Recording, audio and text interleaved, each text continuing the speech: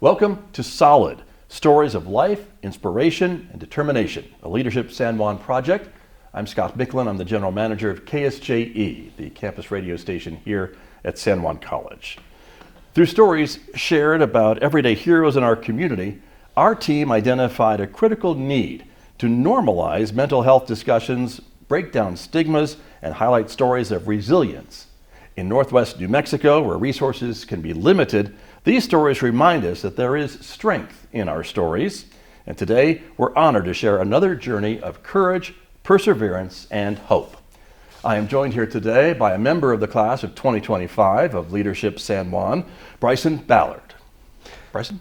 Thank you, Scott. I have Mark Pfetzer here, retired captain with San Juan Sheriff. He's going to talk to us about his journey and kind of peer support and mental health within first responders. Great. Mark, welcome. Oh, thank you. Thank you for having me. I appreciate it. It's an honor to come and share our story of what we did with it's not just me, it's a team of us, really a whole community behind us. So thanks for having me. Right. So tell us a little bit about that and take us back to kind of how that got started and what you all did. Sure, great. So as Bryson mentioned, I'm law enforcement, retired now, but I was in law enforcement for 23 years total. And a few years ago, back about 2018, one of my coworkers approached me and said, well, actually, let me back up. I approached him and showed him a video of some people, crazy people rowing across an ocean. And he said, he wrote back to me, he said, oh, that looks fun, but not for me. And then Jared's his name. And a couple days later, Jared comes to me and says, all right, let's do it. Now, I'm never one to refuse a challenge, and maybe didn't realize how big of a challenge this was going to be. But so we started looking at rowing across an ocean, the Atlantic Ocean specifically. And that's not something that comes up every day, though. I mean, this is a pretty major not in New Mexico conversation, right? Well, right. Not everyone does this, but okay. Yeah, so I've got a little history with some extreme sports, I guess you could say extreme sports. Mountaineering, I did a lot of mountaineering years and years ago when I was a lot younger. And so, when Jared brought this up, said, okay, and he'll say it was all my idea. I said it was him that initiated it, though. So we decided, all right, we're going to do this. We realized this is a big event, crazier really than even the mountaineering I did. But we knew everybody that we saw that rowed an ocean. So actually more people do this than you'd think. Not a lot, but more people than you realize, that we realized at least. And everybody rows for a cause. And so we started looking at what cause would we row for. And both of us being in law enforcement, it became pretty apparent that, we should do this for first responder mental wellness and suicide prevention. We knew what a problem it was amongst the profession, and would learn even more as we entered into this journey, not just across the ocean, but into the wellness side. We learned even more about how big of an issue it was and what a need, and still a need for it. So that was the inception of it all. Okay. And took us on a 4-year preparation and journey in starting our own nonprofit organization called Guardian Initiatives that is specifically for the four corners, first responders, mental wellness. So when we say first responders, we include fire guys as well, and EMS, dispatch, all the first responders for our whole four corners area. And so we started this nonprofit in an attempt to help bring in awareness, training resources, other mental health resources, and just bringing again awareness and helping with treatment as well. So that was again one part of the journey. Mm-hmm. While we're simultaneously now having to prepare for rowing an ocean. Neither of us have ever rowed before, and so it was a long preparation, and in the end, a very successful. We say very successful both on the nonprofit side, what we were able to accomplish with the nonprofit as well as the row. We successfully crossed the ocean. There was 3 of us. We found, we wanted 4, mm-hmm. and we always thought it'd be really easy to find a 4th. And we hit everybody up, including Bryson here. And we were shocked at how hard it was to find a 4th person. We had the 3rd one was Mike, who was retired from the sheriff's office. But we were really shocked. I have no idea why nobody wanted to row across the ocean with us. It's been 45 days. Or 51. 51, pardon me, or so, on a small boat with 2-3 other guys. That's right. Who would not want to do that? I have no idea. Right? No Understood. idea. So. Understood. But you did? and you got to the finish line, as you say, and during the whole thing, as I remember too, you were raising awareness for your charity, for this mental wellness, the mental health of these first responders. That was something that was always part of your messaging during that whole preparation and those 51 days on the ocean, right? Yes, that was really a goal of ours from the outset. It's like, listen, we're not going to raise a bunch of money saying we're doing this for first responder mental wellness to just fund the row. So we started immediately with, bringing in training for clinicians, so we could, up the knowledge level of local clinicians with the cultural component of first responders. We started bringing in training for first responders, for peer groups with first responders, sharing resources. We were able to team up with some treatment facilities and learn about their facilities specific to first responders, and bring that back and start sharing that with local departments. And again, we wanted to get that out there right away, and we took every opportunity. What was great about rowing an ocean when you live in New Mexico is a lot of people are interested in it, right? And so as we had our boat here, and as we drag it around all different places talking to people, and they say, well, why, you're really crazy, why are you doing this? It was the perfect opportunity to talk about first responder mental wellness, talk about the struggles that first responders face, and there's a lot of need to continue with that awareness level, and again, Guardian still exists now. We're happy to say it's still going well. We just brought in some training not too long ago. Our board meets regularly. We're upping our resources on our website. We've been able to help fund some treatment for first responders who locally from our area. So it's all coming together now, which is really, really great to see. That's great to hear. And talk to me a bit about that idea to offer this to these first responders, because some people may think, well, isn't that part of their academy training, or isn't that part of their onboarding and with these organizations that are hiring them? Is there something involved with that, or not enough?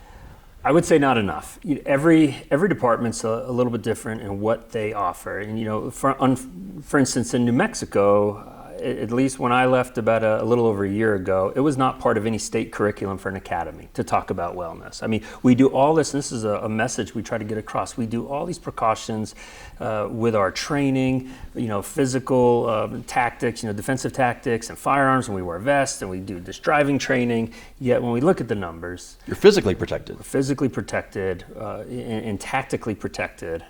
But when it comes to our mental protection and those tools to help us get through a career, they're not there from, at least at a state level right now. Mm-hmm. Now that's just specific to New Mexico, and I do know a lot of states are similar. They're not in the curriculum. So every department may do something a little bit different in terms of bringing in training for awareness to their new recruits, or even their employees who have been there a while. And it's catching on more and more, but there is still a need to bring that. There's still a need, where departments don't have to necessarily compete with funding for training, like, hey, we've got to have this mandated training, which is going to cost.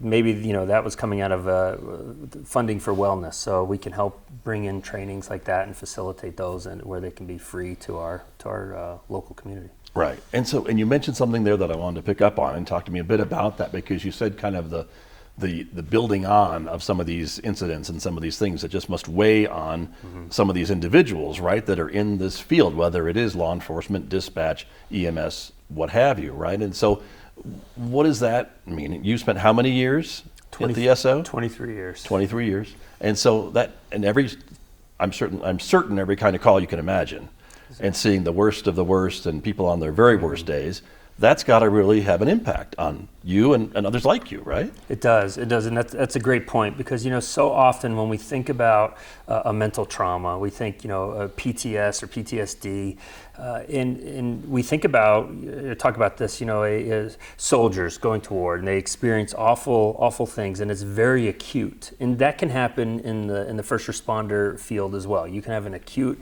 incident, maybe it's a shooting, maybe it's a bad wreck. You have that acute incident, but often what we see is that death by 1,000 cuts, if you will, that cup filling up very slowly, where you're not noticing it filling up. And because it's small things you're dealing with. First responders go on more death scenes than anybody really. I mean, outside of doctors, which I understand the medical field has often many of these same concerns, but in dealing with family members, even if it is a natural death, which are the easier ones to go to often, but you're still dealing with a grieving family. You're still having to treat that family in a certain way, like investigations. And it can be very.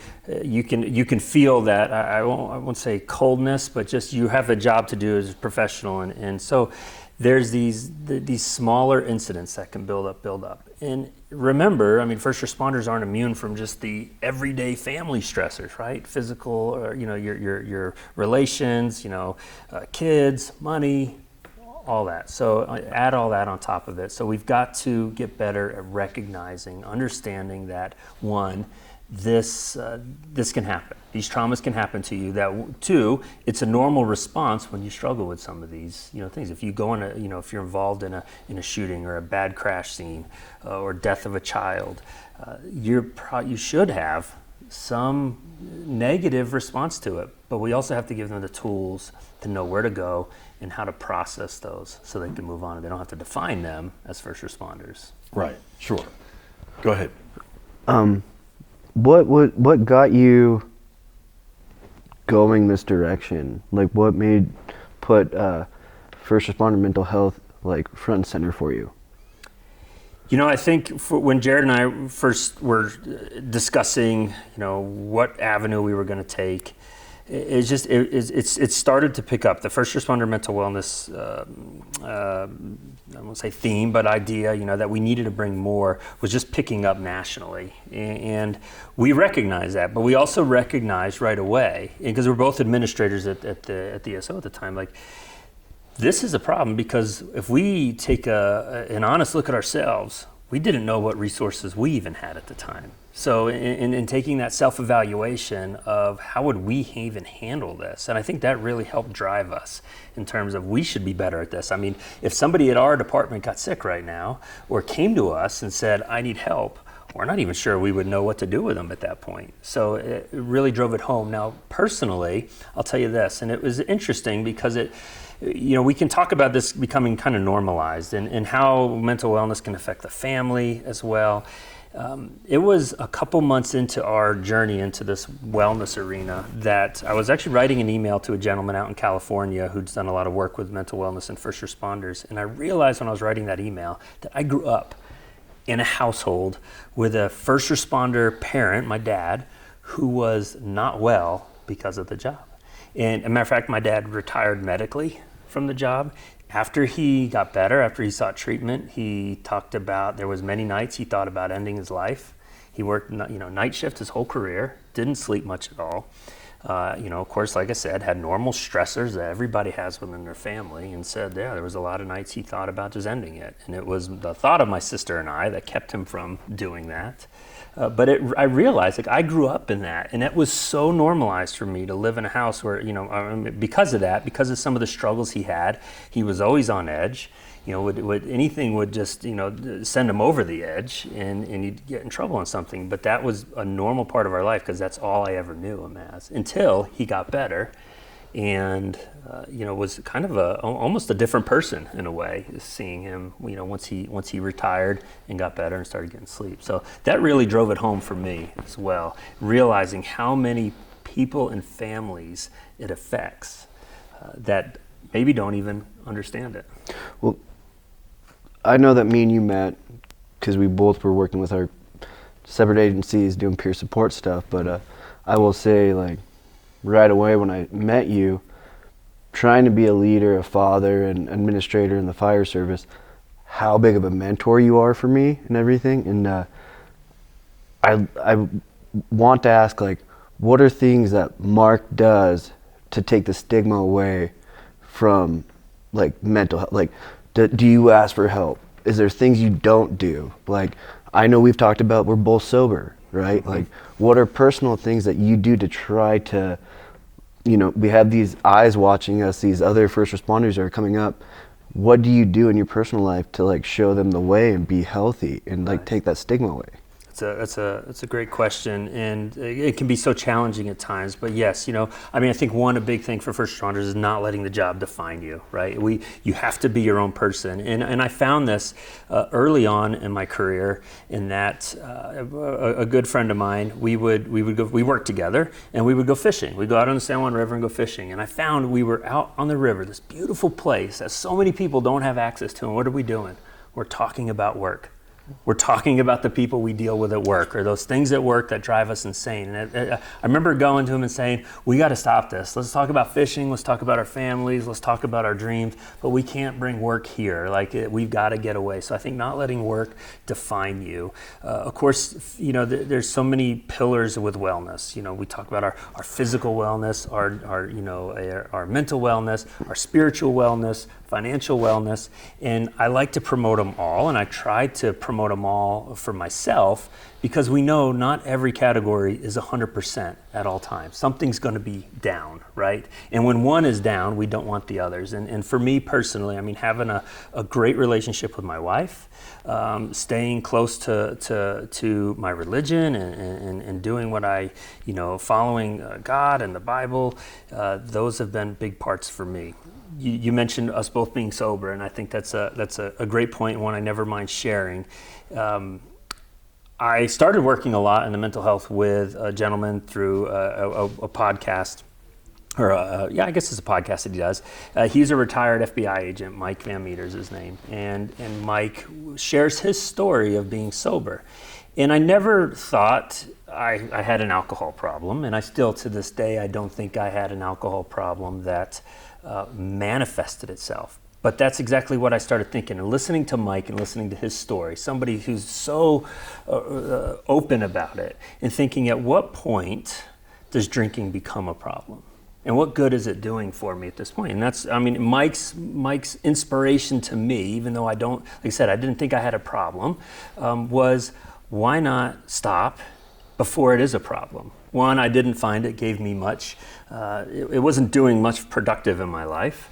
It definitely doesn't help you. The times maybe I came home from work after a stressful day and wanted to drink, it definitely didn't really help that, because when the next morning the problem's still there and you've had no time to actually think about it with a clear head. So it was his inspiration that said, yeah, why even drink? And so, I like that. I've shared that story with multiple people, and don't mind sharing it, because also it keeps me, there have been times, again, because I was able to just stop. And so it's easy to think, well, I could go back. I could have another drink.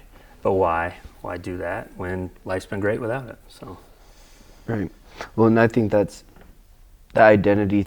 It's so, we call it the firefighter starter kit. It's a sleeve tattoo, a nude pickup, and probably a gun, or whatever hobby you're into and everything. But it is identity, right? And with that, I think, how important is it to expand your friends and your colleagues to outside of that agency, right, and to the community? I know, even talking to you, law enforcement is different than firefighting.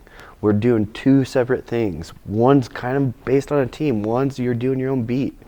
So do you have a lot of friends from different walks of life that kind of support you and help you with building tools and everything? Absolutely do. And I've thought that, luckily I've been blessed to have that thought for I think quite a few years.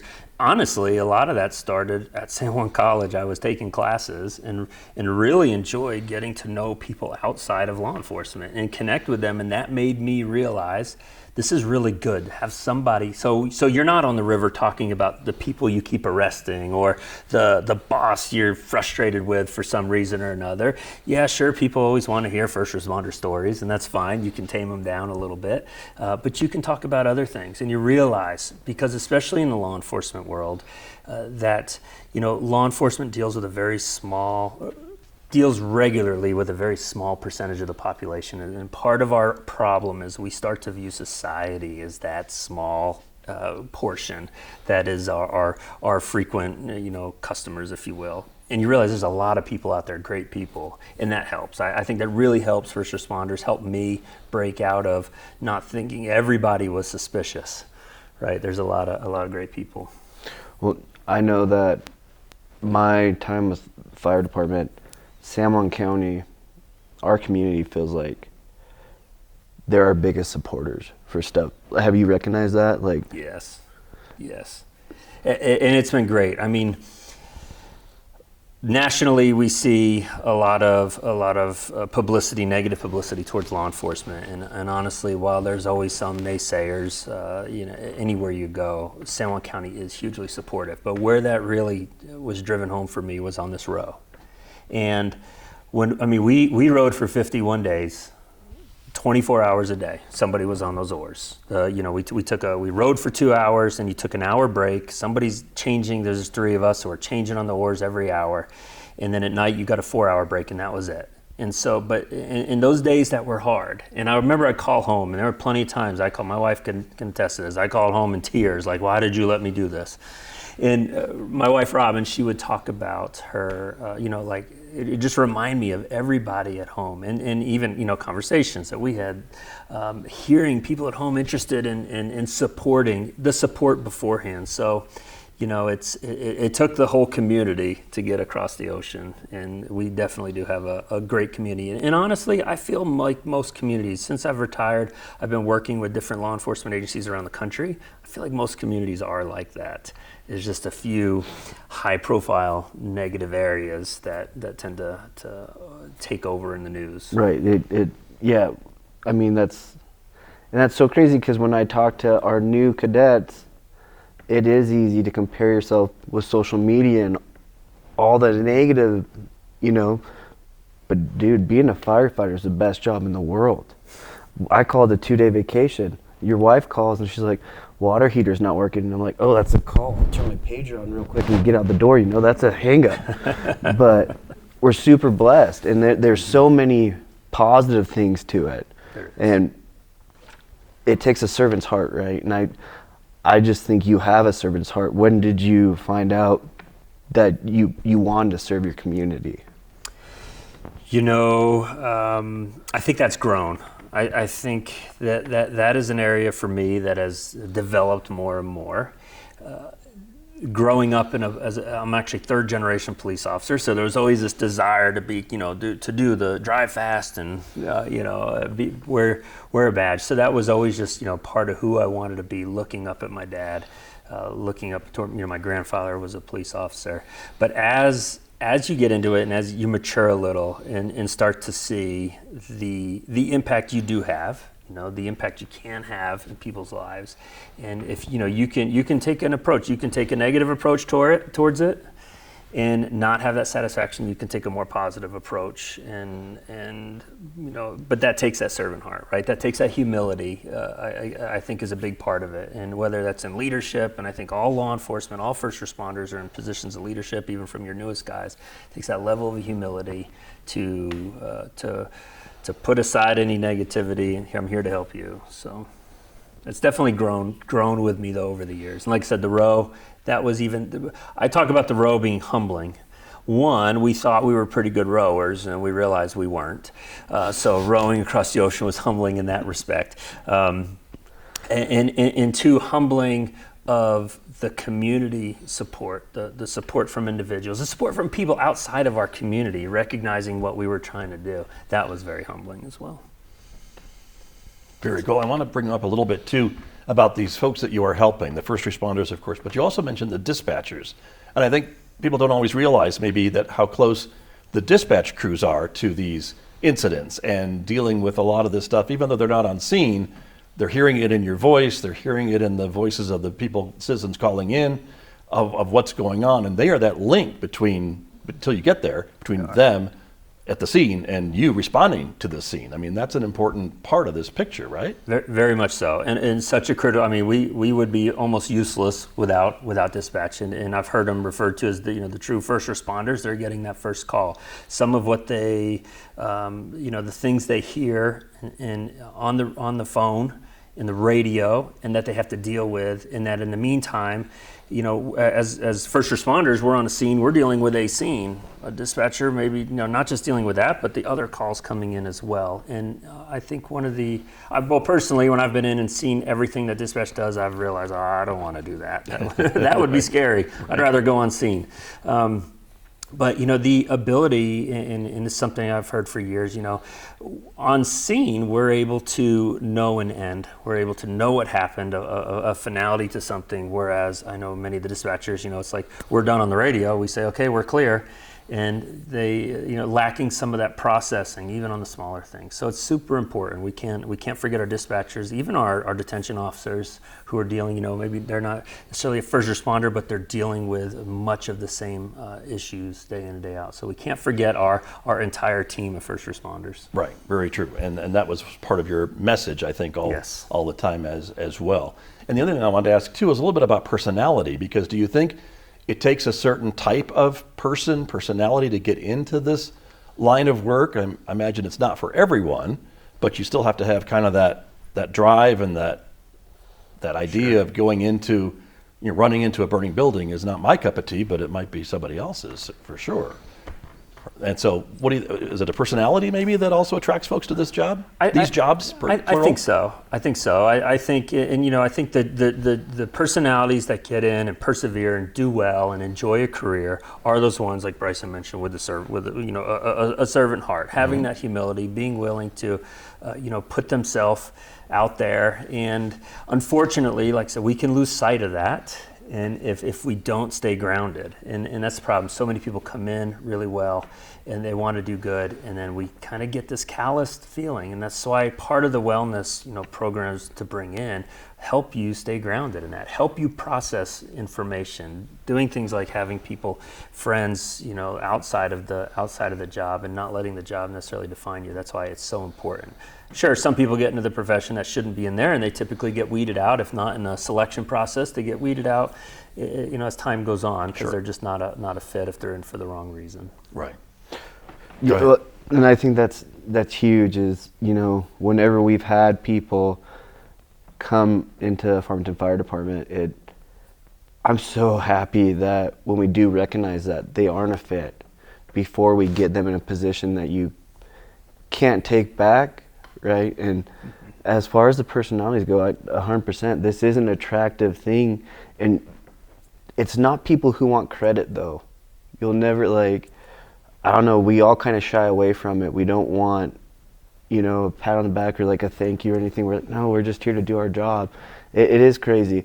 We want to get back to our tribe and everything and talk with those guys. It's a unique group of people, and we're super fortunate.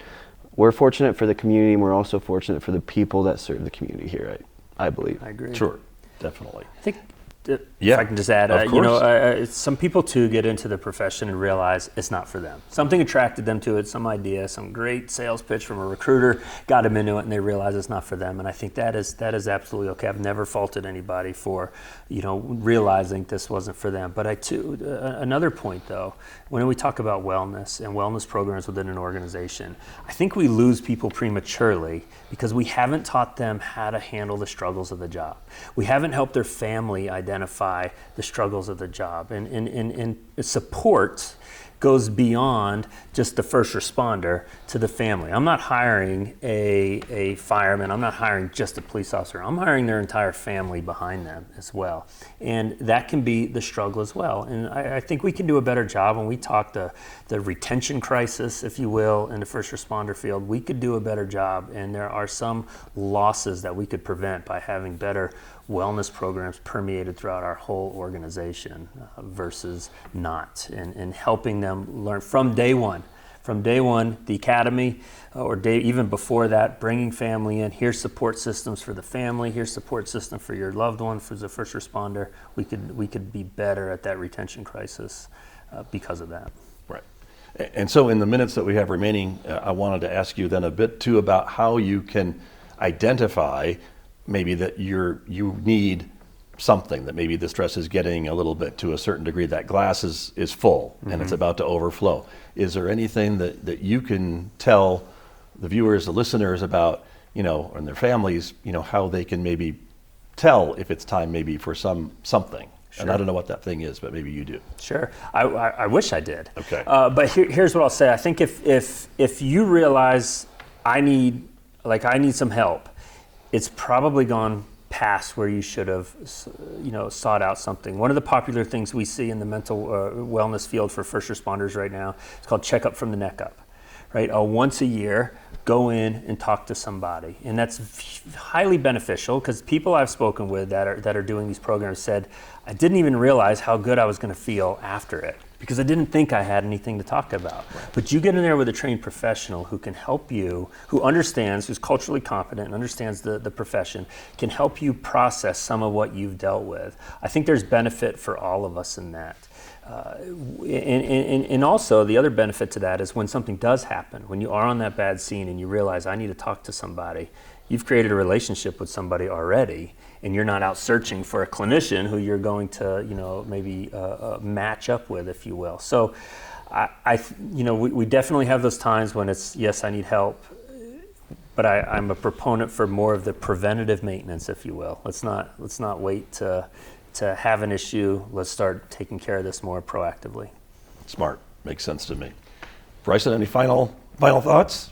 No, that's 100%. That's something I hammer away with all of our guys is, if you ever buy a used vehicle, you want it from a firefighter because they take such good care of it, right?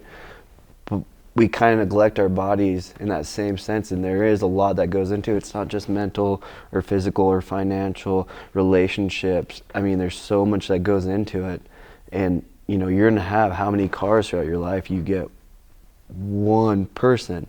But the one thing I'd like to say is, man, since the moment I met you, just been such a mentor to me, man. Leadership, father, pillar in the community, dude. I appreciate it, brother. I appreciate you being here with us. Yeah, thank you, Bryson. Means a lot. Thank you. Thank you both. Thank you very much. Mark, thank you for being here. Bryson, thank you as well. And thank you for joining us here on S.O.L.I.D. Today's story is just one of many that Leadership San Juan is fostering to bring awareness and support and healing to our community.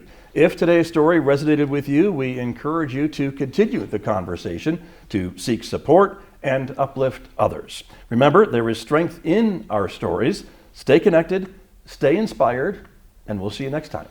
Thank you.